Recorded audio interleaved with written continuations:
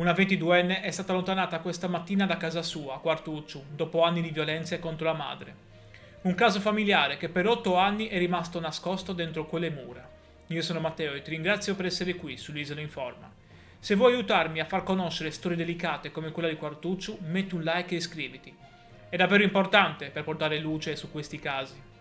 L'ordinanza è stata eseguita a Quartuccio dei Carabinieri di Selagius, dopo la denuncia presentata dalla donna a novembre.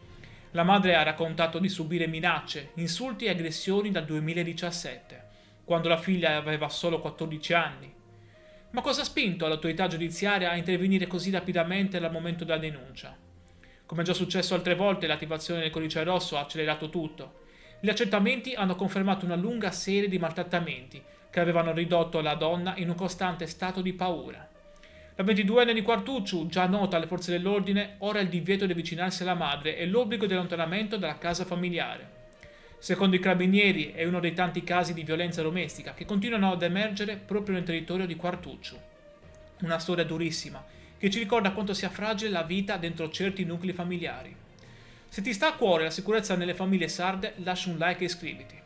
Grazie di cuore per avermi dedicato il tuo tempo. Ti mando un grande saluto e un abbraccio. Stammi bene e alla prossima.